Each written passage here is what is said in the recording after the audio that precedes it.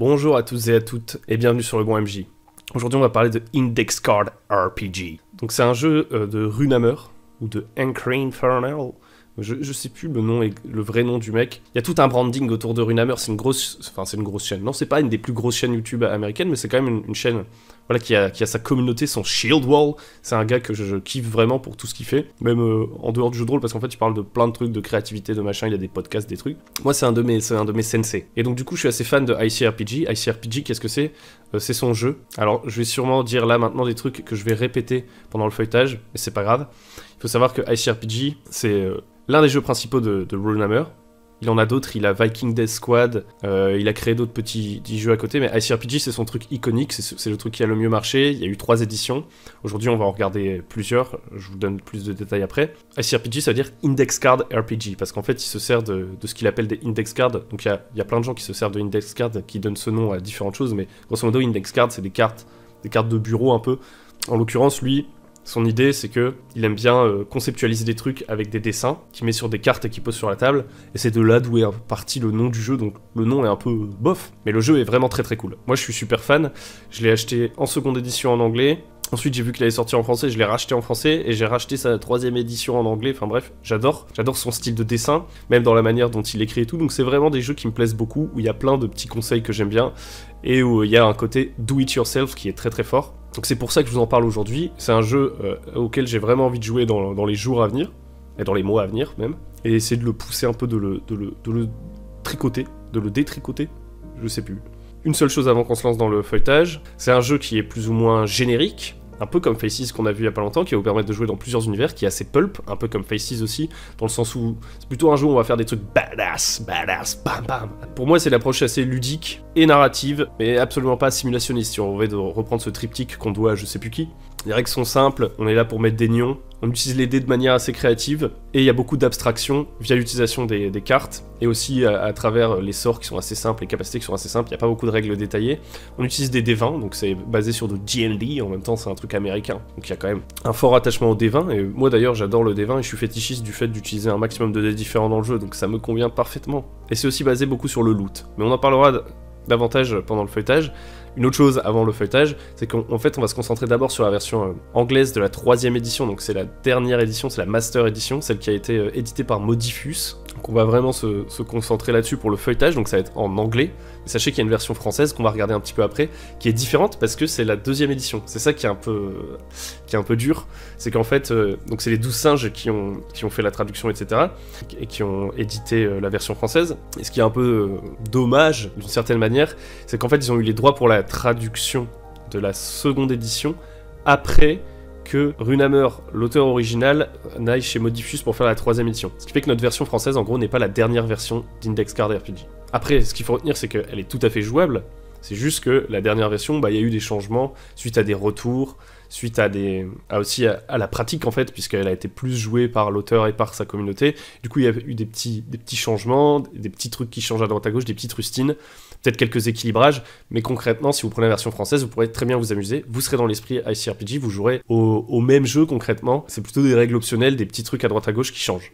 Surtout que ce qu'il faut retenir, et on en reparlera à la fin, comme je le disais avant, je me répète beaucoup, c'est que c'est un jeu assez DIY, qui est pas très do it yourself, où on vous invite à prendre à bras le corps votre charge de MJ, à essayer d'être créatif, à prendre le bouquin pour ce qu'il est, un bouquin avec des idées, pas pour le sacraliser, créer votre jeu comme vous voulez et tout. Et du coup, en fait, peu importe l'édition que vous prenez, si vous en avez une, vous pouvez prendre le PDF de l'autre et vice-versa, et bricoler votre truc parce qu'il n'y a aucun respect pour le jeu, en fait. C'est un objet. Ce qui est important, c'est ce que vous en faites, et les règles, c'est pareil. Donc voilà un peu la philosophie derrière ce jeu. On va aller le feuilleter. Avant qu'on commence à le feuilleter, je vous invite à liker, à vous abonner si vous aimez les vidéos de jeux de rôle et que vous venez d'arriver pour la première fois sur la chaîne, parce que comme ça, vous en recevrez d'autres. Vous pouvez même mettre la petite cloche, comme ça vous serez alerté, bim bam boum. Vous pouvez même venir sur le Discord pour discuter de jeux de rôle avec des jeunes passionnés par le jeu de rôle, c'est toujours sympathique. Allez, on va fêter, on se retrouve après. Donc on va commencer par la version English, la Master Edition, donc c'est la 3e édition et dernière édition je pense pas qu'il va en faire une, donc celle de Modifus, donc celle-là c'est en anglais. Donc je commence par celle-là parce que finalement c'est la plus aboutie, c'est la dernière version entre guillemets, ensuite on regardera un peu à quoi ressemble la version française.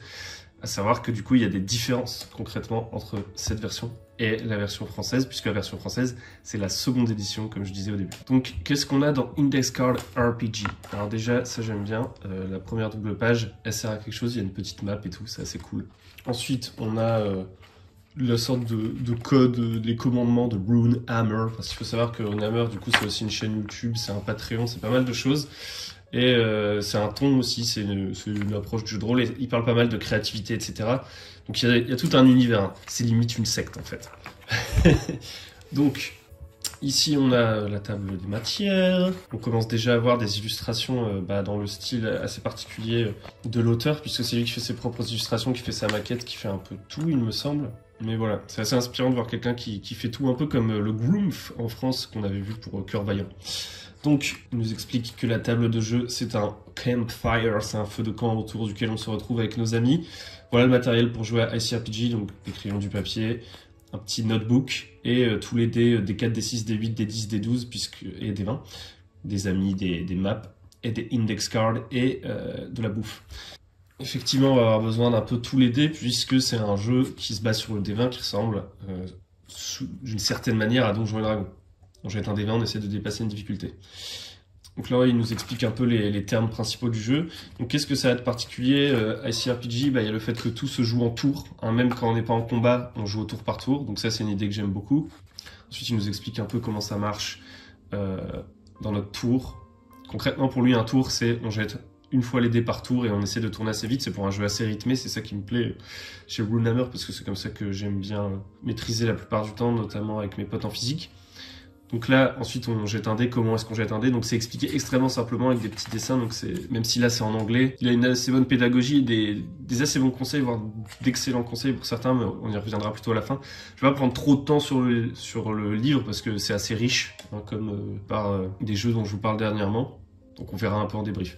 Ensuite, comment on gère les distances? Ce qu'on peut faire pendant un tour, on a une action et un déplacement, ou alors on se déplace 2 fois tout simplement. On ne mesure pas en millimètres, etc. On considère les distances en mode tu es loin, tu es près, etc. C'est ce qu'on retrouve dans pas mal de jeux maintenant, mais qui est assez différent quand même de Donjons et Dragons. Ensuite, on a les 3 types d'actions. Donc on a les simple actions qui ne demandent pas de jet de dés, hein, concrètement. On a les checks, donc on jette un des 20. On ajoute sa stat, on dépasse la difficulté. Et on a les attempts. Donc là, c'est d'abord, on essaie de dépasser la difficulté. Et une fois qu'on a dépassé la difficulté, on fait un deuxième jet. Et donc, dans Donjons et Dragons, typiquement, c'est quoi ça? C'est les dégâts. C'est vous jetez, vous dépassez la série et vous faites des dégâts. Mais là, dans ICRPG, il reprend ce principe de dégâts et il le met à plein d'autres trucs. Genre, par exemple, vous essayez d'ouvrir un coffre, mais le temps est limité. Donc, à chaque tour, vous faites un jet de dextérité pour essayer de crocheter le coffre. Et une fois que vous avez réussi à faire votre jet de dextérité, vous lancez un D6 parce que, en l'occurrence, par exemple, vous êtes compétent ou vous avez un outil approprié. Je vais pas détailler tous les trucs, vous verrez si vous lisez les PDF sur internet, etc. Mais en gros, vous allez jeter ce D6, et imaginons que le coffre, on considère qu'il a 10 points de vie, vous allez infliger, entre guillemets, 4 points de dégâts au coffre, et une fois que vous aurez atteint 10, vous arriverez à ouvrir le coffre, ce qui fait que comme ça, vous avez une sorte de suspense de progression dans différentes tâches. Donc c'est au MJ un peu de déterminer à quel moment une tâche comme ça va avoir des points de vie, entre guillemets. Ça peut être autre chose que des monstres. Donc ça, j'aime pas mal l'idée. C'est un bon outil à utiliser ou non en fonction des situations. Ensuite, un truc assez spécifique de ICRPG, c'est qu'il considère qu'en fait, vous mettez une difficulté par salle ou par scène. Voilà, par exemple, vous dites dans cette scène, la difficulté c'est 12. Tous les GD de la scène vont nécessiter que vous fassiez 12 ou plus. Et pour mettre un petit peu de nuance, le MJ peut vous demander un G hard, et donc du coup vous faites plus 3, et du coup ça devient 15 ou plus. Et si c'est facile, si c'est easy, c'est moins 3, donc au lieu de faire 12 ou plus, vous devrez faire 9 ou plus. Et du coup ça permet d'avoir un repère comme ça pour que les gens jouent vite. Ça c'est un truc qu'on retrouve dans le système descend. Un des trucs cool du système descend, c'est que le joueur, dès qu'il jette le dé, il sait s'il a réussi tout de suite. Parce qu'il compare à ses stats. Là il peut comparer à la difficulté qui est posée au milieu de la table, et aussi ça peut alléger un peu le MJ. Finalement avoir des difficultés moins détaillées dans sa scène, à réfléchir à chaque fois c'est quoi la difficulté de cette tâche, de cette tâche, de cette tâche. Il dit juste cette scène, j'ai envie qu'elle soit un peu challenging. Donc boum, c'est 15 la difficulté de la scène. Donc ça c'est on aime, on n'aime pas. Mais c'est un des trucs d'ICRPG. Ensuite, on a chaque dé pour les efforts. Donc ça, c'est les dés d'efforts. C'est ceux qui permettent, comme on disait avant, lors des attempts, de faire dépenser des points de vie, entre guillemets, à l'épreuve qu'on est en train de faire, que ce soit ouvrir un coffre, défoncer une porte, escalader un mur, etc. Ou tout simplement infliger des dégâts à quelqu'un. Et donc, on a plusieurs niveaux. On a basique. Donc si on utilisait les dés là pour comparer à des dégâts entre guillemets, et ben basique, ce serait quand je me bats à main nue.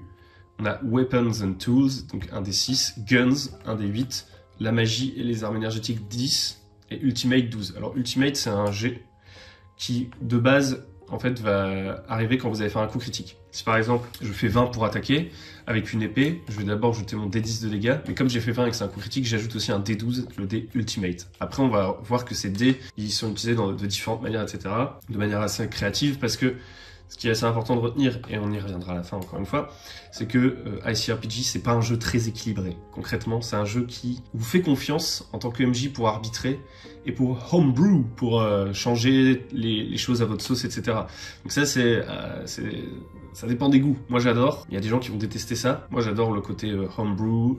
J'adore inventer des règles à la volée en pleine partie. Dès que le rythme commence à tomber, je fais « Ok, j'invente une règle ». Et comme j'ai lu beaucoup de livres de jeux de rôle, du coup, j'ai toujours une petite idée de règle qui peut venir d'un autre jeu, etc. Donc ça marche assez bien. Mais je pense que quand on est complètement débutant, c'est peut-être plus difficile à prendre en main. Bref, vous allez devoir faire les choses à votre manière.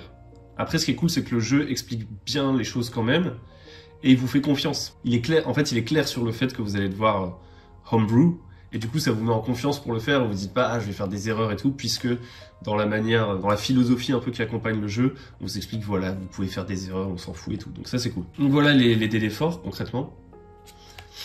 Donc ça aussi, pareil, ça va peut-être cliver un petit peu, hein, le fait que, par exemple, une épée ou un arc ou une dague, ça fera toujours un des 6 de dégâts.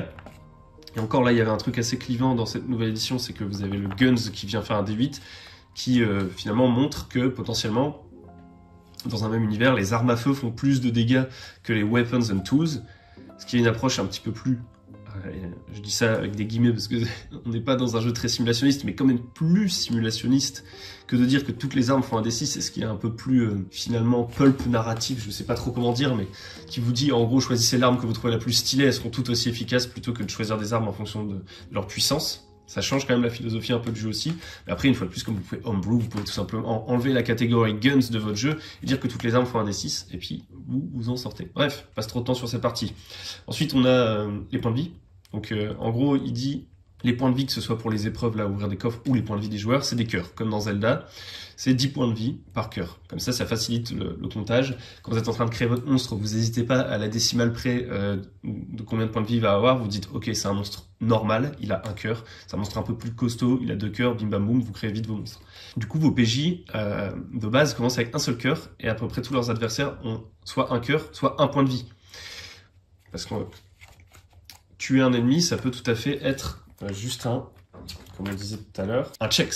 Ça peut ne pas être une attempt. Vous allez peut-être même pas devoir lancer les dégâts pour tuer un ennemi. Donc s'il y a des minions et tout, vous pouvez juste dire tu jettes un dé. Si tu fais plus que la difficulté, il est mort. Mais sinon, de base, c'est un cœur par personnage ou par PNJ, par monstre de base, on va dire. Et du coup, ça en fait un jeu assez mortel, hein, mine de rien. Parce que quand vous savez que voilà, les dégâts, c'est un D6 pour chaque arme, bah en 2 coups, vous pouvez mourir. Au niveau 1. Mais c'est assez cool parce que c'est assez intense et ça fait des combats rapides. Pour ceux qui aiment ça, c'est chouette. Donc ensuite, là, on nous reparle des distances, close, near, far, j'en ai déjà parlé. Ensuite, on a on nous explique un peu le temps. Donc lui, il aime bien contrôler le temps dans son jeu et ça, c'est un truc que moi, je trouve vachement important aussi pour mettre des contraintes, en fait, et mettre du rythme. Ensuite, la mort, bah, en gros, quand vous arrivez à 0 point de vie, vous jetez un D6. C'est le nombre de rounds qui vous reste à vivre. Ah non, là c'est un D4. Avant c'était un D6 sur la seconde édition. Vous jetez un D4 et dans ce nombre de rounds vous êtes mort sauf si quelqu'un vient vous aider. Donc vous pouvez mourir assez vite. Et puis il y a le Don't die on me man. C'est en gros pour stabiliser un pote. Donc, il faut faire un test d'intelligence ou de wisdom pour arrêter le timer de mort. Ensuite on a le Hero Coin qui est un peu le point d'inspiration de Donjons Dragons. Et voilà, grosso modo on a terminé avec le système. Ensuite on a des sortes de mini scénarios pour tester les règles. Ça je trouve que c'est assez malin.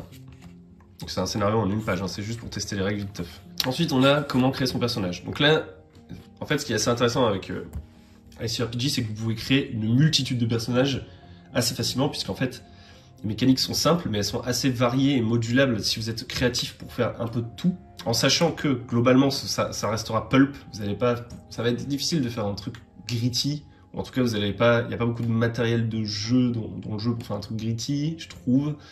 Ça va être difficile de nuancer votre personnage avec plein de compétences, etc. C'est pas du tout le but du jeu. Vous pouvez pas tout faire. Globalement, c'est plutôt pulp. Mais voilà, vous avez plein d'outils pour créer des héros sur mesure, entre guillemets. Ce qui, paradoxalement, et l'auteur l'admet lui-même, et je suis assez d'accord avec ça, est moins parfois hypant pour les joueurs par rapport à D&D ou d'autres trucs avec des manuels du joueur où vous avez des classes, des races, des options de création et tout. Là, il y en a beaucoup moins. C'est beaucoup plus freeform dans la création. Du coup, ça met pas mal de responsabilités aux MJ finalement et aux joueurs. Et on en reparlera dans une future vidéo pour équilibrer le jeu à leur sauce, ce qui ne plaira pas toujours, encore une fois. C'est un parti pris. Bon, faut que j'avance plus vite quand même. Donc, on crée un personnage. Là, on a une explication de comment marche la feuille de personnage. Donc ici, vous allez avoir votre nom, un peu vos infos et tout. Vous avez vos stats, donc on a les 6 classiques de Donjons & Dragons. Strength, Dexterity, Constitution, Intelligence, Wisdom, Charisma. Là, on a les efforts dont on parlait avec le D4, le D6, le D8, le D10, le D12. Ici, on met notre petite tête, notre point de vie, notre armure. Là, on peut mettre nos objets, nos capacités, etc. Donc la fiche est assez simple. On nous explique les différents settings qu'il propose. Et ensuite, voilà les étapes de la création. Donc, je choisis une life form. Donc, en gros, c'est les espèces. Hein. Ensuite, on choisit un type. Donc ça, c'est une sorte de template ou d'archétype de succession de récompenses que notre personnage va pouvoir avoir pendant son évolution. Donc ça, c'est une tentative par l'auteur de créer des sortes de classes, même si je pense que concrètement, c'est pas du tout la philosophie de son jeu, qu'il a fait ça pour essayer de coller aux attentes justement des gens qui apprécient la création de personnages à la Donjons et Dragons, etc. Mais en vrai, voilà, vous pouvez tout à fait le voir comme juste des listes d'objets, de capacités à prendre, dans lesquelles aller piocher. Ensuite, vous écrivez votre one-line story, donc ça j'aime bien. C'est l'idée qu'en fait, vous voulez un concept de personnage fort, vous voulez pas un background de 10 kilos. Donc ça j'aime bien, et on va développer au fur et à mesure, ou entre les sessions, etc. Ou via des scènes de roleplay, du genre, vas-y, raconte-moi un des souvenirs de ton personnage, des trucs comme ça. Moi j'aime bien ça. Ensuite, on a les core stats. Donc on a voilà l'explication un peu de la force et tout et tout. Ensuite on a la défense qui est calculée à partir de la constitution, ce qui est assez original par rapport à Donjons & Dragons, et ça permet de réduire un peu l'importance de la dextérité, puisque la dextérité finalement c'est un des jets qu'on va faire quand même pas mal dans Donjons & Dragons, alors que la constitution assez peu, donc je trouve ça intelligent de mettre, pour calculer entre guillemets la classe d'armure du personnage, la constitution. Ensuite, ce qui est assez intéressant, c'est que les effort types, donc je rappelle basique, arme, gun, énergie, ultimate, c'est des caractéristiques en soi. C'est-à-dire que quand vous jetez vos dégâts, que vous jetez par exemple un D6 parce que vous avez attaqué avec une arme, vous n'ajoutez pas votre force, vous ajoutez des points que vous avez attribués au dé de dégâts en fait. C'est comme une caractéristique. Un peu comme on avait vu avec Cœur Vaillant la dernière fois, il n'y a pas de corrélation directe entre votre force par exemple et les dégâts que vous allez faire. C'est des mécaniques séparées. Et ça, je trouve ça intéressant, parce que ça donne plus de variété et en fait, finalement, vous vous retrouvez moins avec une sorte d'optimisation. Parce que vous pourriez avoir un personnage très costaud, mais qui finalement n'est pas très fort en combat, quoi. Ensuite, on a Locate Status Info. Donc ça, c'est pas vraiment en rapport avec la création de personnage. Par contre, il y a un truc qui est assez marrant. C'est que vous avez une barre en bas de votre fiche avec 20 cases. Et à chaque fois que vous faites un coup critique, vous pouvez cocher une de ces cases. Et une fois que vous avez fait tous vos coups critiques, vous pouvez tout de suite choisir une Mastery Ability. Un pouvoir puissant, faut voir avec le MJ et tout. Donc en fait, quand vous avez de la chance, il y a un effet boule de neige et vous avez encore plus de chance puisque vous gagnez une récompense. On n'aime pas. Moi, je trouve que c'est marrant. C'est à essayer. Donc ensuite, on écrit nos abilities, machin truc. Ensuite, en fonction de si vous utilisez les règles de vigilante pour créer un super-héros, il y a une variante, on viendra après sans entrer dans les détails. Vous pouvez choisir des loots, parce que ça, c'est un truc très important dans le jeu. Vous choisissez votre starting loot et des basic loot. Donc en gros, votre personnage, il peut maximum porter sur lui 20 loots. Donc un loot, c'est un objet, peu importe sa taille, etc. Il peut en porter 20, en sachant qu'il peut en équiper 10. Donc il peut se servir en plein combat seulement de 10 loots. Les 10 autres, on considère qu'il les porte, mais qui sont pas accessibles tout de suite. Et ensuite, entre les combats, évidemment, il va pouvoir switcher entre ses équipements. Et fait un des principaux trucs que j'aime dans le jeu qui m'a attiré à la base, c'est le fait, en fait, vous progressez majoritairement via votre loot, via ce que vous ramassez. Il a ajouté, au fil des évolutions, des petites capacités, etc., que votre personnage conserve, et je trouve que c'est assez cool, mais j'aime bien le fait qu'on limite ça, en fait. C'est assez rare d'avoir des capacités comme ça, fixe pour votre personnage, du coup ça rend ça beaucoup plus excitant, c'est vraiment un milestone, un moment important de votre histoire. Et finalement par contre, votre équipement etc. change régulièrement, et du coup il vous invite dans le jeu à pas mal attaquer le loot des PJ. Alors apprendre à faire le deuil un peu de leur équipement, pour comme ça que le gameplay change en fait, parce que comme ça ils vont perdre des équipements, ils vont retrouver des nouveaux équipements, ils vont gagner des pouvoirs, perdre des pouvoirs et tout, moi j'aime bien. Et donc le loot, ça a une place importante, et dès le départ, vous en choisissez un dans vos starting loot de votre type, donc de votre classe, et 4 dans les basic loot de votre monde. Ensuite, là, il y a des petites notes sur ce que votre personnage sait sur le monde, parce que oui, il y a des sortes de petits univers. Et puis voilà. Donc là, on a les différentes espèces de Alfheim. Donc Alfheim, c'est son univers fantasy, donc on a les humains, on a les nains, avec à chaque fois des petits bonus de caractéristiques. On a les elfes, les Tortons, des hommes tortues, c'est assez rigolo, un peu à la Tortue Ninja. et les Gerblin, donc qui sont un peu des gobelins hein, concrètement. J'ai pas vraiment poussé la lecture des univers parce que je pense que vous l'avez compris, c'est pas toujours le truc qui m'intéresse le plus, c'est assez rare que je me plonge dans un univers de jeu, mais vu que maintenant j'ai la version française, ça va peut-être faciliter la lecture et peut-être que j'essaierai de regarder. Donc voilà. Ensuite on a les types là, donc les sortes de classes dont on parlait, mais qui n'en sont pas vraiment si vous voulez mon avis. Donc on a le Warrior, donc le guerrier, le Hunter plutôt pour taper à distance, le Shadow, donc un peu le voleur qui va mettre des dégâts au corps à corps, le Bard, le Mage et le Prêtre. Et voilà. Donc à chaque fois, on voit il peut choisir une capacité de départ, donc ça c'est une capacité qui va le suivre, qui ne devrait pas perdre. Ensuite, on voit qu'il choisit un équipement de départ parmi ceux-là. Ensuite, ça c'est des pouvoirs qu'il va obtenir lors de milestones, donc des moments importants où le MJ considère qu'il peut avoir une nouvelle capacité, mais qui devrait rester rare plutôt, mais il y a des exemples quand même. Ensuite, on a les Mastery Power, donc les pouvoirs super puissants que vous avez une fois que vous avez cumulé 20 coups critiques. Donc voilà, là on a ensuite le Basic Loot d'Alfheim, donc de l'univers de fantasy. Donc on rappelle, on en choisit 3 à la création de personnages. Et ensuite, on a les sorts. Donc les sorts, pareil, de base, ça prenait de la place dans l'inventaire, maintenant c'est plutôt laissé au jugé. Il y a quand même un peu de flou dans ce jeu, mais c'est pas gênant une fois que si vous êtes dans la philosophie du truc, quoi. Il y a des gens, ça va pas du tout leur plaire, moi ça me plaît. C'est assez flou, vous voyez, genre, les sorts ils sont pas méga décrits, ils tiennent en 2 lignes, mais it's ok. Ensuite on a Warp Shell, donc là c'est à peu près le même schéma qu'avant, sauf que c'est pour l'univers sci-fi. Donc on retrouve nos life forms, donc on a les Geno, donc qui sont en gros les humains mais qui ont évolué hein, dans l'espace, et le classico. L'exil, donc là j'ai pas regardé hein, le détail des espèces. Les images sont assez évocatrices. Les reptoïdes, les kits, des sortes de, ouais, des ratons laveurs, plutôt des marmottes je crois, des mechas ou des ghost armor. Ensuite on a les types, donc on a le pilote, le fusilier, le mécano, le navigateur, c'est pas un navigateur internet, MDR, le scientifique, l'écho, ce n'est pas une échographie, oh là là l'humour est fou. Ensuite on a l'équipement encore une fois. Et voilà. Ensuite, on a le Milestone Pass, donc c'est des sortes d'arbres voilà, de capacités que vous pourriez débloquer. Tout est un peu optionnel dans ce jeu. Et d'ailleurs, la maquette n'est pas forcément la plus claire du monde. Donc il faut vraiment se l'approprier. Donc là, on a la voie, donc là, c'est que des capacités. On a la voie du fer, la voie de la fumée, la voie du chêne, la voie de l'ambre et la voie du faucon. Et ça, c'est pour les 2 univers. Parce qu'aussi, il faut savoir que c'est très science fantasy, c'est très gonzo. Donc en fait, même s'il a un peu segmenté des petits univers, vous pouvez facilement aller chercher dans les capacités d'un univers, les mettre dans l'autre, etc. Tout est modulable. Ensuite, on a la progression, comment on fait la progression dans le jeu. Là, on a un petit système de monnaie, mais on s'en fout, il n'y a pas de détails d'équipement de fou. On a quand même des prix, pour si par exemple, typiquement, vous voulez jouer à un jeu où la progression se fait via l'or, et ensuite vous dépensez de l'or pour vous entraîner ou acheter de l'équipement, bah, vous avez des prix un peu pour les loots que vous pourriez acheter par rapport à leur puissance. Ensuite, on a un peu comment gérer les milestones, donc à quel moment vraiment donner des nouvelles récompenses. C'est très freeform, c'est très à mon goût. Take the Oath. Donc là, on entre dans la partie GM qui est vraiment cool, donc je vais pas vous faire tout le détail. Mais voilà, on ressent la philosophie de Runehammer. Moi, c'est un de mes sensei. Peut-être le plus important de mes sensei parmi mes sensei. Genre, en fait, ce que j'aime beaucoup avec lui, c'est qu'il aborde le jeu avec beaucoup de philosophie. En plus, il est game designer de jeux vidéo et il est très créatif. Enfin, il fait des dessins, etc. Et tout ça, ça me parle beaucoup. Le fait de s'essayer à plein de choses différentes et de faire un peu essayer de faire les choses soi-même. Donc là, on a un peu une sorte des commandements. Voilà, là, ça fait un peu secte. Hein. Vous allez faire ceci, vous allez faire ceci et tout. Mais c'est assez fun. Ensuite, on a voilà des trucs simples pour se lancer sans se prendre la tête. Donc ça, c'est assez cool. L'idée qu'en gros, un scénario, c'est quoi? C'est une situation de départ, un objectif et des problèmes au milieu.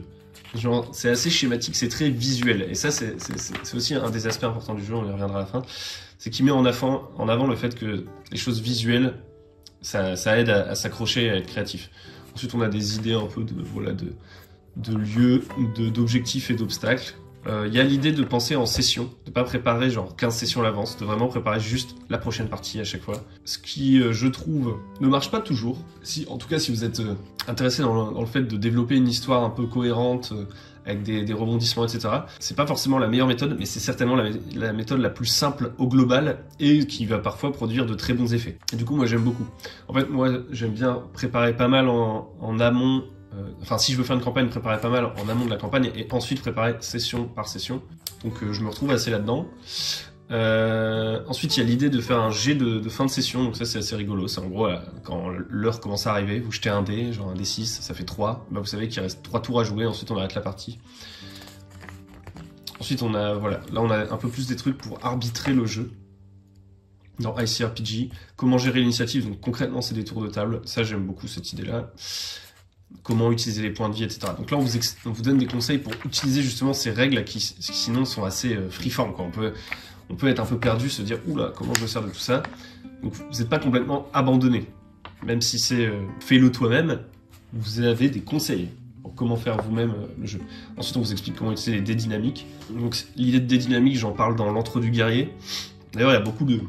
Il y a pas mal de trucs d'ICRPG, donc je parle dans l'entre du guerrier parce que je trouve qu'il y a des bons trucs pour gérer les combats. Bref, les dynamic dice, c'est l'idée que voilà, vous avez lu, c'est un peu comme les dés d'usure, etc. C'est comment utiliser des dés finalement, de manière un peu originale. Ensuite, on a ICRPG as a plugin, donc c'est prendre les idées d'ICRPG, les idées principales et les utiliser dans d'autres jeux plus complexes si on aime avoir plus de complexité. Ensuite, on a un exemple de comment créer un scénario, genre un peu en mode phrase à trous, sauf que là c'est cases à remplir avec le rebondissement, le machin, le truc. Donc ce genre de template c'est intéressant quand vous savez pas trop où aller, soit parce que vous débutez, soit parce que vous avez un peu un syndrome de la page blanche. Donc ça peut être un exemple, même si vous faites tout le temps ça, ça risque de devenir un petit peu répétitif et de se ressentir. Mais des templates comme ça, on va en parler dans la lampe du génie quand ça sortira. Je vais essayer d'en créer quelques-uns. Là ensuite on a The Art of Room Design, donc ça c'est les vidéos que je trouve les plus cool de sa chaîne. Après ces vidéos un peu philosophiques, enfin ces trucs philosophiques c'est plus les podcasts dans le Patreon, mais les vidéos Room Design ça c'est vraiment cool, c'est genre il prend ses figurines, il vous fait un super diorama et il vous montre un combat cool avec des idées cool. Donc ça c'est l'idée, ouais, d'essayer de à chaque fois bien réfléchir vos combats, au moins certaines scènes de votre scénario pour qu'elles soient différentes, uniques et fun. C'est aussi un petit peu l'idée que j'essayais d'amener avec l'entre du guerrier. Ensuite, on a les 3 T's. Donc ça, c'est un des trucs les plus cool. Donc il y a la menace, le treat, je sais pas trop comment le traduire, mais il y a un truc spécial dans la scène, il y a une menace et il y a une limite de temps, une contrainte de temps. Et la contrainte de temps, ça c'est vraiment un truc cool. Challenge tuning the 3 D's. Donc damage. Donc ça c'est pour changer un peu, gérer la difficulté du combat. Donc il y a la quantité de dégâts, tout simplement. La disruption, donc c'est les trucs qui peuvent venir gêner les PJ en fait. Et la duration, donc encore une fois, une question de temps. Donc tout ça, c'est des conseils. Ensuite, on a des petits templates sympathiques de combat, d'idées de combat en fait. Donc dans la gestion plus de l'espace ici. Ensuite, on a utilisé des cartes à la place des dés. Donc on a beaucoup de petits conseils. Hein. Comment choisir la bonne difficulté quand on met une difficulté par salle, comment la difficulté peut évoluer. Voilà, il y a les conseils pour gérer le système. On va avancer un petit peu. Les véhicules, quelques règles pour l'horreur, avec la santé mentale. Ensuite, créer des aventures avec des cartes. Donc ça, on en parlera sûrement dans la lampe du génie. Donc là, en gros, c'est utiliser les index cards, parce que oui, c'est quand même fou que j'en ai pas parlé plus tôt. Ce jeu s'appelle Index Card RPG parce qu'à la base, il utilise des index cards. Donc je vous spoil un peu sur la version française, mais avec la version française, elles sont sorties en version imprimée. Donc les index cards, qu'est-ce que c'est? C'est des cartes, tout simplement, avec des illustrations. Donc ces illustrations, elles peuvent servir à représenter un lieu. Vous les posez juste sur la table, vous dites, bah voilà, là c'est un chiotte. Là, c'est le médecin. Oh, ça a glissé. Là, il y a la propriétaire du saloon. Vous les mettez comme ça pour conceptualiser plutôt que de faire des dessins, des battle maps, etc. Donc ça, j'aime beaucoup parce que c'est une gestion de l'espace qui est plus abstraite, mais qui pourtant amène un côté visuel et on se représente les choses et on n'est pas perdu. Parce qu'en fait, tout ce qui est battle map, tout ce qui est token et tout, ça sert à avoir une accroche visuelle, à mieux comprendre la scène, mais en général, pour moi, c'est un peu too much en fait, d'avoir une grille, d'avoir tout dessiné précisément, et utiliser des index cards pour avoir des concepts de l'espace, des personnes, etc. C'est plus simple, ça permet en fait d'être dans un meilleur équilibre, je trouve, entre la représentation de la scène visuelle et le côté theater of the mind. On est entre les deux. Et j'aime beaucoup, et j'ai testé la dernière fois, ça marche très très bien, donc il y aura sûrement des vidéos là-dessus sur des expérimentations que je vais faire autour de ça. Et c'est vraiment quelque chose que je veux ramener dans mes parties, le côté visuel, même mes parties sur table. sans pour autant me servir systématiquement de battle map, etc. Même si des battle maps, des fois, ça peut être cool. Bref, c'est de là que vient le nom du jeu, Index Card RPG. Et du coup, ça peut servir comme ça à se représenter des choses, mais ça peut aussi servir à se faire des scénarios. En fait, vous tirez des index cards, vous les mettez les unes après les autres, un peu comme des oracles, comme Musée Oracle, comme les trucs dans Iron Sword dont on a déjà parlé, comme plein de choses qui permettent de généraliser, les tables aléatoires, etc. Bah là, c'est une autre utilisation. Vous allez mettre vos cartes comme ça, dans un ordre, et puis vous allez essayer de raconter un peu une histoire, de créer un scénario à partir de ça. Donc voilà. Je prends beaucoup de temps, en fait, hein. C'est assez riche. Donc, j'avance. Ensuite, on a un bestiaire, donc, qui n'est pas gigantesque, mais au moins les monstres, ils ont leur petite mécanique et tout. Il n'y a pas de monstre random qui a juste des dégâts et des points de vie. Ce qui est cool, c'est que c'est assez facile à lire. On se dit vite, ah oui, ce monstre-là, il doit être fort parce qu'il a 6 cœurs quand même.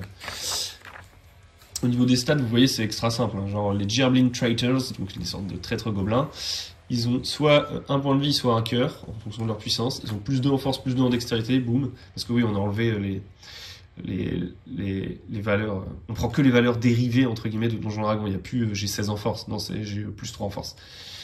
Et là, il a ses petites capacités spéciales. Donc voilà, c'est assez simple. C'est assez facile de créer des monstres en s'inspirant de tout ça. Donc voilà, il n'est pas immense le bestiaire, mais une fois de plus, on est là pour créer avec ICRPG. Ensuite, on a un Monster Maker, donc on a quelques capacités un peu comme dans Cœur Vaillant, ça j'aime beaucoup. Dans Cœur Vaillant, il y en avait beaucoup plus. Hein. Mais là, voilà, on en a quand même pas mal, des capacités à donner à des monstres. Ensuite, on a les univers. Donc là, je vais aller assez vite. Donc là, on a Alfheim, donc c'est l'univers de fantasy qui est... Je dirais pas qu'il est vanilla, parce qu'il a quand même un ton. Le ton Runehammer où tout est badass. C'est un peu ça. Mais c'est quand même un bon gros fourre-tout. Donc voilà, c'est pour faire du pull, pour faire du one-shot, pour boum boum boum. D'ailleurs, il n'y a pas de règle de voyage et tout. C'est pas trop le délire de Runehammer. Et moi, je dois avouer que plus j'expérimente les voyages, etc., plus je me dis que c'est pas trop mon truc non plus. Donc que je vais essayer de gérer ça de manière la plus narrative possible. J'ai essayé plusieurs trucs de survivalisme à l'époque avec Forbidden Lands, des jeux OSR et tout. Vraiment, j'ai fait le test. Je l'ai fait. Ça ne me plaît pas.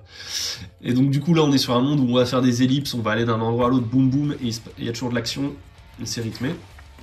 Et donc voilà, on balance. Vous voyez, c'est des concepts forts. Hein. C'est une région, des endroits importants de la région, des dangers à tabasser, des trucs à découvrir, bim bam boum. Ça va très très vite. Ça c'est Alfheim, c'est la fantasy. Chaque fois il y a des... Voilà, c'est plutôt des points de départ pour créer des idées. C'est pas développé. Moi j'adore les illustrations de toute façon. Parce que même si c'est très bien fait, on sent que c'est accessible et ça donne envie d'en faire soi-même. Et elles sont évocatrices. Donc là, on a la map d'Alfheim. Ensuite, on a Warp Shell. Donc là, pareil, j'ai pas vraiment tout lu, mais en gros, le principe, c'est vos personnages sont dans un univers un peu à la... On est entre Warhammer 40 000 et... Ah, je sais pas trop. Enfin, c'est un gros... C'est assez fourre-tout aussi. Je veux pas vous dire de bêtises, donc je vais pas trop m'avancer, mais en gros, ouais, vous avez un gros vaisseau, vous voyagez dans l'espace... L'espace et le temps se déforment, il y a des anomalies, on s'en fout de la cohérence, boum boum boum, explosions. Et ouais, on a le Rise of the Raptorids, Zurin and Zeal. Donc il y a quand même une petite histoire, des petites illustrations, c'est pas mal du tout. Donc là, c'était un peu l'histoire de l'univers. Ensuite, on a des règles spéciales. On a des trucs pour déterminer quel est le danger sur une planète. Donc on a un petit peu des oracles, encore une fois. Là, on a un petit peu un truc pour parler des batailles spatiales, qui tient sur 2 pages, donc c'est assez cool. Ensuite, on a Ghost Mountain. Donc là, c'est un peu un univers cow-boy crépusculaire qui va bientôt s'effondrer entre 2 mondes. La bataille du bien et du mal se passe dans une sorte de demi-plan où le diable essaye de conquérir Ghost Mountain. Donc c'est assez cool. Donc on a des morts vivants, on a des cow-boys badass. On n'est pas dans le monde réel. Et voilà, pareil... On va avoir des règles un peu spéciales, genre jouer au poker avec le diable, etc. pour voir quand est-ce que Ghost Mountain va tomber dans l'oubli. On a quelques classes qui appellent Type, et on a des armes. Voilà, on a un petit peu de matériel. Et c'est très cool. Ensuite, on arrive dans Vigilant City, donc pareil, j'ai pas lu dans le détail. Mais voilà, là on va avoir des points de stun pour utiliser les pouvoirs de nos super-héros. Donc là c'est un truc de super-héros, donc on a un setting, mais genre... qui tient sur un post-it. Enfin bon, non, parce que ce serait quand même un gros post-it, mais vous voyez ce que je veux dire. Donc là, on a un peu les quartiers, quelques idées qu'il pourrait y avoir dans chaque quartier pour créer des accroches. On a des guns. On a comment choisir nos super pouvoirs, comment ça marche au niveau des règles. C'est assez rapide. Donc voilà, c'est ici les différents types de pouvoirs un petit peu. leur prix, leur coût en stun points. Donc là, on ajoute une petite couche de complexité au jeu pour jouer les super-héros, j'ai l'impression. On arrive aux méchants, et là on a des petits concepts de méchants qui tiennent pareil sur pas grand chose, il n'y a pas leur point de vie et tout parce que on s'en fout en fait, on vous laisse choisir. On leur donne comme ça un peu des petites capacités spéciales quand même, des petits trucs à exploiter. Ensuite on a Blood and Snow, donc là c'est un peu Worm si vous voulez, mais en plus pulp. Donc c'est vous êtes dans une ère glaciaire un peu. À une époque où on porte de la peau et des os, et il y a des mammouths, etc. Et du coup, ce qui est assez intéressant dans celui-là, il me semble, même si pareil, j'ai pas encore lu tout le détail de cette partie univers, c'est que le loot est moins important. Enfin, non, il est plus important presque, puisque vous allez en trouver moins. Mais il est moins puissant, il est plus rare. C'est un peu plus gritty low en termes de puissance. Et c'est à ce moment-là, d'ailleurs, il me semble qu'en termes de game design, il a décidé de commencer à amener autre chose que le loot, puisque dans les premières versions d'ICRPG, c'était full le loot, l'évolution du personnage. Là, il a commencé à amener des capacités, parce que justement, le personnage allait devoir plus compter sur ses capacités que sur seulement l'équipement qu'il trouve, dans un univers aussi rude. Et donc, vous allez avoir quelques petites idées de monstres, de mégafaune, entre guillemets. Donc ouais, vous avez comme ça toute cette partie univers. Hop. Et ensuite on a Real Not the Arcane, donc ça c'est la version revisitée de Magic qui était le premier... Ouais, peut-être le premier supplément d'ICRPG, je sais plus, qui a été resimplifié, parce qu'en gros il avait créé une extension Magic à son système, qui amenait quand même pas mal de complexité, donc on commençait un peu trop s'éloigner, je pense en tout cas, dans la philosophie de l'auteur, du cœur d'ICRPG, donc là on est revenu un petit peu en arrière là-dessus, même si ça ajoute de la complexité, là clairement c'est la partie, on pourrait dire, la plus optionnelle du jeu. Et c'est pour créer des magiciens un peu plus différencier en fait les magiciens des autres classes, tout simplement. Parce que ça c'est un truc qui tient à cœur à pas mal de gens, de voir le gameplay changer lorsqu'on fait de la magie. Et du coup, voilà, on a une création de sorts, on a des points un peu comme pour les super-héros, les stun points, c'est la même mécanique mais pour lancer des sorts. On va pouvoir dépenser des stun points pour lancer des sorts à différents niveaux, il y a des effets secondaires de la magie. Des trucs un peu pour les potions, pour créer sa tour de mage. Donc là, on a des règles très spécifiques et très optionnelles, du coup, dans cette partie, avec les plans, etc. Et ensuite, là où il a beaucoup simplifié par rapport à Magic, donc la première itération, un peu, un système de magie spécifique, c'est qu'il y avait plein d'écoles, avec plein de sorts, qui avaient tous des niveaux et tout. Là, il a resimplifié, il a dit, il y a des sorts arcane, des sorts sacrés, des sorts infernaux. Voilà. On n'a pas besoin de plus de complexité. Et en gros, à chaque fois, ils ont des niveaux. Et plus vous dépensez de stun points, plus vous les lancez à un haut niveau ces sorts. Et du coup, vous avez des listes de sorts. Et je croyais qu'on avait terminé, mais non, il y a un des trucs les plus importants. Les loot tables. Ça, c'est le loot. En fait, c'est les tables aléatoires. Contrairement. Donc là, vous avez des lieux. Table aléatoire de lieux. Les origines des héros, des objectifs. Ça, c'est pas le plus important, en soi, c'est juste des oracles en plus. À force d'acheter des jeux, vous en aurez des oracles, même sur internet, il y en a plein. Mais c'est toujours cool. Des fois, en fait, il faut beaucoup de propositions pour des fois trouver une bonne idée qu'on trouve cool. C'est ça la tragédie des tables aléatoires. Donc les Hero Essentials, un truc pour tirer aléatoirement des monstres, un truc pour créer aléatoirement des monstres.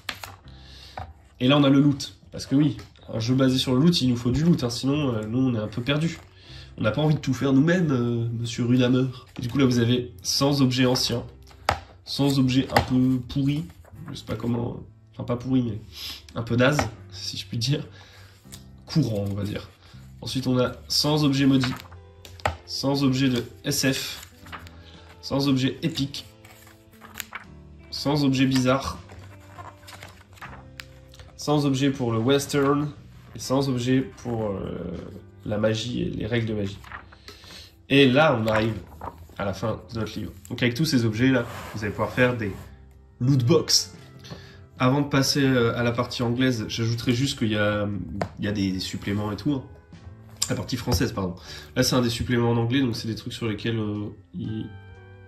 Runehammer a bossé, il me semble, ou alors c'est peut-être des créations de fans.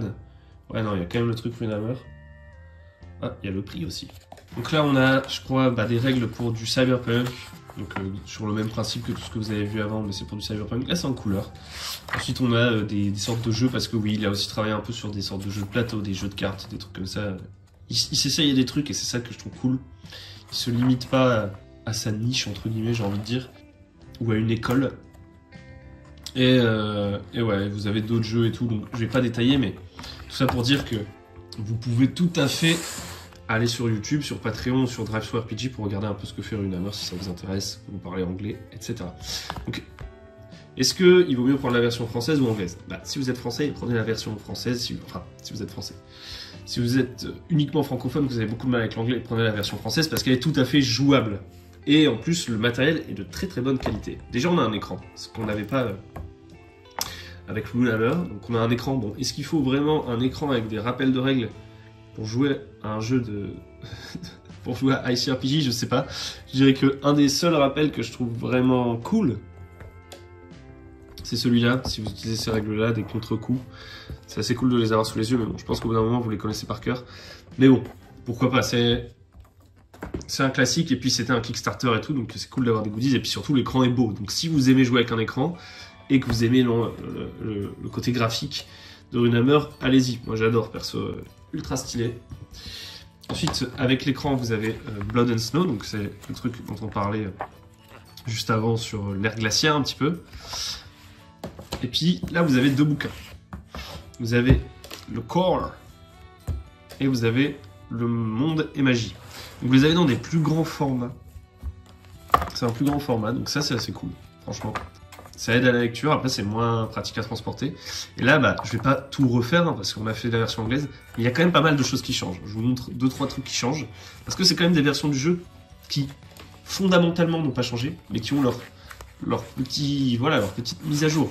C'est pas la dernière version en date du jeu, la version française qui est sortie. Ça n'empêche qu'elle est tout à fait fonctionnelle, mais il y a quand même des trucs qui changent. C'est plus les mêmes classes vraiment. Il y a des objets qui, à mon avis, sont cassés. Mais comme on est dans une philosophie do it yourself, ce n'est pas très grave. Vous pouvez changer tout ça. Et puis, vous pouvez tout à fait donner ces objets qui sont très très forts et vous rendre compte après que c'est peut-être un peu trop fort et ce n'est pas grave. Vous n'allez pas mourir, hein, d'accord? Parce qu'il y a un déséquilibre dans votre jeu. Mais voilà, il y a des trucs qui sont très très forts, hein, quand même. Qu'on retrouve pas, il me semble, dans le bouquin, genre, typiquement, des objets qui donnent, je sais pas, plus 3 en dex, plus 3 en intelligence. C'est une autre manière de jouer. Les personnages seront plus forts, à mon avis. Donc il y a des petits changements comme ça. Après, il y a aussi des aventures, etc. qu'on retrouve pas dans les deux versions, parce qu'il y a aussi des choses en moins dans la Master Edition. Donc je ne saurais pas vous faire un comparatif exact. Franchement, je pense que ça va plus dépendre de la langue dans laquelle vous êtes à l'aise, la version que vous allez choisir. Et puis une fois que vous serez... Si vous êtes vraiment fan, vous prenez les deux et... parce que vous avez envie de soutenir et que c'est bien. À un moment donné aussi. Hein. Parce que c'est du bon boulot. Et globalement, vous allez retrouver à peu près les mêmes conseils, peut-être un peu moins de conseils. Le même système, hein, sauf que par exemple, il n'y a plus le dé de gun, par exemple. Vous allez avoir peut-être même plus de tags. La notion de tag, elle est plus développée. Donc, qui sont juste des traits pour décrire les armes, etc. Narratifs qui n'ont pas forcément d'impact direct sur les capacités des armes, mais qui vous permettent de les faire varier un peu. Je ne sais pas vous dire précisément ce qui a changé. Je pense qu'il y a pas mal d'aventures dans la version française. Il y a pas mal d'aventures qui sont pas dans la Master Edition. Donc si vous êtes pas très fort pour créer vos propres histoires, il y a des aventures. Bon, après, c'est des aventures à la Runehammer, donc c'est assez rentre dedans, bim bam boum, très pulp. Donc si vous étiez plus tôt dans l'idée de trouver un système et de faire dans votre univers, ces aventures vous intéresseront peut-être un peu moins. Par contre, vous avez aussi, là c'est assez cool, vous avez des monstres un peu spéciaux. Il y a peut-être quelques petits monstres qu'il n'y a pas d'un côté ou de l'autre. Bref, ça, je peux pas... J'aurais du mal à vous dire prenez l'une, prenez l'autre. Moi j'ai les deux. Parce que je suis un fanboy. Et là, on a Monde et Magie. Là par contre, clairement je préfère la nouvelle version. Parce que Monde et Magie, pour moi, c'est un petit peu éloigné. Ah oui, pareil, je crois qu'il y a plus de scénarios. Hein. Il y a même une campagne. Enfin, des petites campagnes qui ont été un peu développées et tout. Mais par contre, les règles de magie, moi, ça m'a sorti du truc. En fait, je veux bien que la magie et les warriors et tout, ce soit pas pareil et qu'il y ait des règles spécifiques pour la magie. Mais clairement, je préfère la troisième itération parce que là, il y a plein d'écoles de magie, il y a plein de détails et tout. Ça me sort du truc. Parce que moi, j'ai pas envie de faire ça. Là, il y a beaucoup plus de sorts. Ils sont plus détaillés et tout. Après, c'est pas une question de difficulté, de complexité de la mécanique. Je pense pas que ce soit vraiment beaucoup plus complexe, cette version-là. Mais ça me donne moins l'impression que je peux faire ce que je veux. C'est un peu bizarre, hein, c'est purement philosophique. Vous voyez, il y a l'école de l'énergie, l'école de la magie antique, la magie des dimensions et tout. C'est trop pour moi, c'est trop pour moi. Mais voilà, comme tout est modulable, que le système est ultra simple, peut-être que vous préférez ça. Et puis comme je disais, ouais, il y a quand même des entités en plus. Alors, je suis pas sûr qu'on les retrouve dans la Master Edition. Voilà, il y a quelques trucs qui changent. De toute façon, sur DriveThru RPG, vous verrez aussi tous les suppléments, etc. C'est un jeu qui vit, qui se met à jour avec son auteur qui y joue, etc. Donc là, j'essaye de vous prendre un instantané à un instant T, mais ça va peut-être changer au fur et à mesure. Donc voilà pour ICRPG. Ok, donc on a terminé de feuilleter ICRPG. Que dire, que dire. Moi, c'est un jeu vraiment que je trouve très très cool. J'ai déjà piqué plein d'idées de ICRPG pour les utiliser dans d'autres jeux, mais là, je vais vraiment essayer de me plonger dedans. En tant que tel, je le trouve vraiment inspirant. Et puis c'est toute la philosophie qu'il y a autour et qui l'accompagne. Moi, qui m'intéresse surtout, c'est le côté do it yourself. Et comme le jeu est écrit dans ce sens, en mode, il est fait pour en fait servir de boîte à outils et être utilisé à sa sauce, bah moi ça correspond parfaitement à ma manière de jouer. Parce que même si moi on en parlera davantage dans une vidéo qui va arriver du cycle 3, si vous comprenez pas de quoi je parle, vous pouvez regarder les 2 vidéos précédentes. Même si moi j'aime bien découvrir des nouveaux systèmes et les tester tels quels, etc. pour tout simplement découvrir de nouvelles choses, pour la nouveauté finalement, j'ai pas un respect énorme pour les dites règles, et je les modifie très vite, et je mélange des règles de plein de jeux quand je joue, en fait. Parce que je trouve ça plus efficace, parce que j'ai pas envie que toutes mes parties se ressemblent, ce qui peut avoir des défauts. Il y a certaines personnes, elles veulent bien comprendre le système, tac, tac, tac.